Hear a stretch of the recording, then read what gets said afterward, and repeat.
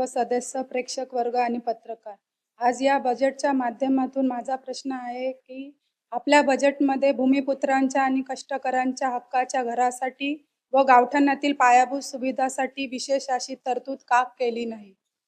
अध्यक्ष महोदय, आज ज्या नवी मुंबईला आपण देशातील राहण्यायोग्य सर्वोत्तम शहर म्हणतो, ते शहर या इथल्या भूमिपुत्रांनी आणि आगरी कोळी बांधवांनी आपल्या जमिनी दिल्यामुळे उभे राहिले आहे.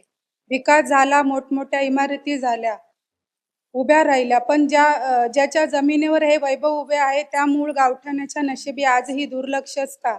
आमचे नेते आणि राज्याचे उपमुख्यमंत्री माननीय एकनाथजी शिंदे साहेब यांनी मोठ्या धाडसाने महायुती सरकारच्या माध्यमातून गरजेपोटी झालेले बांधकामे नियमित करण्याचा निर्णय घेतला. त्याकरिता महानगरपालिका म्हणून गावठाणातील पायाभूत सुविधाची जबाबदारी ही आपली आहे. 6,704 कोटी रुपयांच्या अर्थसंकल्पात स्मार्ट सिटी, सिग्नल फ्री रस्ते आणि कर्ज रोख्याचे तरतूद केली आहे. परंतु ज्या भूमिपुत्रांनी आपले सर्वस्व दिले त्यांच्या मूळ गावठाणाच्या अंतर्गत रस्ते, सांडपाणी निचरा व्यवस्था, पायाभूत सुविधाचा आराखडा आणि कम्युनिटी सेंटरसाठी या बजेटमध्ये विशेष आणि स्वतंत्र निधीची तरतूद का नाही? महापौर महोदया, हा अर्थसंकल्प केवळ आकड्यांचा खेळ न राहता तो सामान्य नवी मुंबईकरांच्या आयुष्यात बदल घडवणारा असावा. केवळ घोषणा न करता त्याची प्रभावी अंमलबजावणी व्हावी अशी मी मागणी करते. तसेच माझ्या प्रभाग क्रमांक 3च्या अनुषंगाने सेक्टर 20B मधील अंतर्गत गटारे व रस्ते पदपथाची दुरुस्ती करणे, सेक्टर 20B नेवा गार्डन लगत हरिओम जॉगर्स असोसिएशन या गार्डन करिता तरतूद करणे, ऐरोली नाका सेक्टर 1 ते ठाणे बेलापूर रोड असे रेल्वे मार्गावरील उड्डाण पुलाकरिता निधीची तरतूद करावी.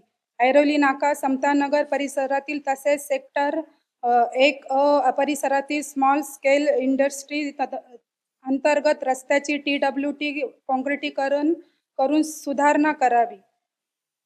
सेक्टर 20B मधील भूखंड क्रमांक 47A82 येथील उद्यानाचे सुशोभीकरण करण्यासाठी तरतूद करावी.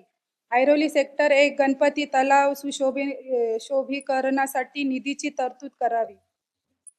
ऐरोली गावठण क्षेत्रातील मूळ पायाभूत सुविधासाठी विशेष अशी गावठण विकास निधी स्वरूपात तरतूद असावी. प्रभाग क्रमांक 3 मधील Airoli Naka, Shiv colony, Airoli Koliwada, Samtanagar, Sainathwadi, Chhatrapati colony, sector 20B, sector 19-20 तसेच सेक्टर 2 या सर्व परिसरातील मुख्य चौकाचे सुशोभीकरण करण्यात यावी.